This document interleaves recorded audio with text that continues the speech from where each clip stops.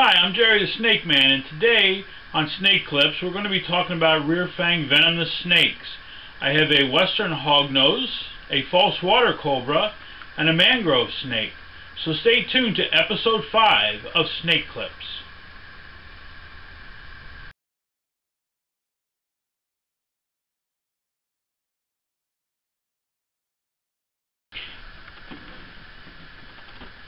We're going to start today's show with a hognose snake. This is a baby hognose snake.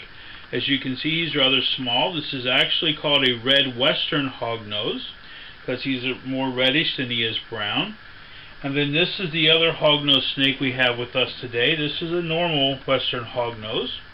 Now, western hognoses get their name obviously from the upturned snout that they have, and they use this snout to burrow through loose soil and leaf litter. They do this looking for their food. Their food tends to be like frogs, mice. They'll eat other snakes sometimes. They'll eat toads.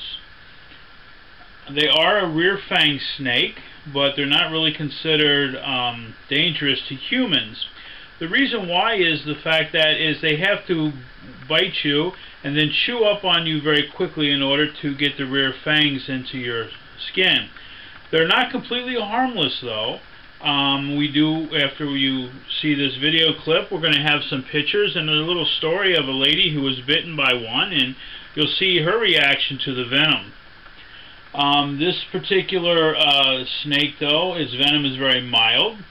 But with venom, you never know how the venom is going to affect you until you are actually bitten. Hognose snakes are big actors and bluffers. One of the things these snakes can do is they can actually flare their necks out like a cobra and look a lot bigger than they actually are. These snakes normally get about 2 to 3 feet in length, so they're not size-wise intimidating, but when they flare out like a cobra, they do appear to be a lot more. They will hiss and they will strike at you, but normally they won't even open their mouth when they strike. They'll keep it closed. If that doesn't work, what these snakes do though is they will actually play dead. They will roll over on their back, they will open up their mouth, they will let their tongue hang out, and they will actually cause blood to become emitted from their mouth and from their cloaca, which is the anal opening at the bottom of the snake here. If during this process, if you were to flip them back over on their stomachs and they didn't feel that the danger was past, they would actually flip themselves back over onto their backs and they would play dead until they felt that the danger had moved on.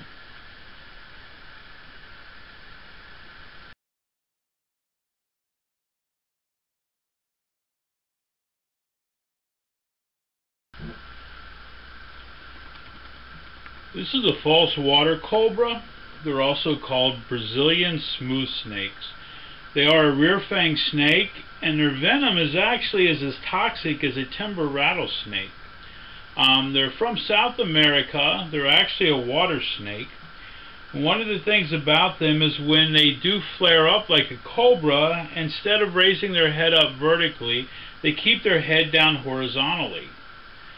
This snake hunts during the day. It uses its sight as well as its smell to detect its prey, and it strikes fast, and when it strikes it grabs a hold and it uses a side-by-side chewing motion to inject its venom. Now, due to the poor delivery system of this snake, it's usually not considered dangerous to humans, but if you do get bitten and venom is injected, it is definitely going to be painful. And as I mentioned before, when you get bitten by any type of venomous snake, you will never know how you will react to the venom. So even a very mild venom to somebody else could be a fatal bite to you, just like some people can die from a bee sting. It is debatable, often on a lot of the reptile forums, as how dangerous it is or how you should handle these type of snakes. I consider rear-fanged snakes to be handled just like any other type of venomous snake. I do handle it very carefully. I use my gloves, as you can see, just in case a snake does bite me. But this particular snake here is actually a female, and I've had her since she was a baby, and she's a little fatty. They do get heavy bodied. They are really cool snakes. She's never tried to bite me, but she is extremely fast when moving around. She basically will eat just about anything, but normally their diets are rodents. They'll eat fish, they'll eat birds, they'll eat other snakes. They'll pretty much eat anything that they can get down their throat. Like I said, she's a very quick snake, but she's never attempted to bite at me. Although I still wear the gloves because I don't trust that the fact that one day she won't, mistake my hand and try to bite me. Again, these are South American water snakes, and they are very cool. They're very popular. Normally, again, they're not very aggressive, but being they are rear-fanged, we do respect them for what they can do.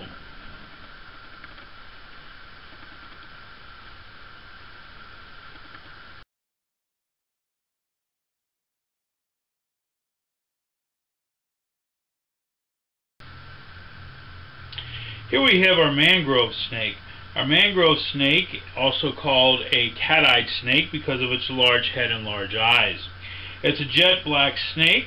It has yellow marking stripes on it. It also comes with white marking stripes. It's a rear-fanged snake, which is mildly venomous. This snake will reach lengths of up to 8 feet. It's a very arboreal snake, which means it likes to take up into the trees, and it's extremely nocturnal. Means that this snake is very active at night. When come across during the day, the snake usually is pretty laid back, but when come across at night, it will defend itself. It strikes very hard. It's a rear-fanged snake. It has mild venom, but the venom is a lot stronger than what would be in a hognose snake, which I held before without wearing any gloves. When this snake, again, will bite you, it will chew, and it will try to inject those back fangs into your skin, at which point it will try to chew the venom into you. This is a female. She's a rather large female. She is going to get a little defensive here, as you can see. They are very aggressive when they want to be. Get a nice wide open mouth stance here. She's defending herself, and this is what I love about these snakes. Before, when I took her out of her enclosure, I was able just to pick her up without any problems whatsoever. But now, as you can see, she's awake and she's ready to go. She's raring to bite. She's raring. Look at that mouth open there. That is a beautiful, beautiful picture here. Look at her trying to attack me. She wants to sink those back teeth into me so bad.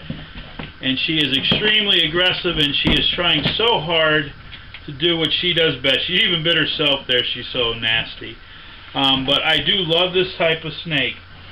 Something you can't smell, obviously, through a video, but right now she's also musked. Most snakes will emit a clear, smelly solution from their cloaca, which is located at the base of their tail. This smell is a very powerful smell. It stinks, and they will rub it all over you, so that's one of their ways, too, that they will get you to leave them alone.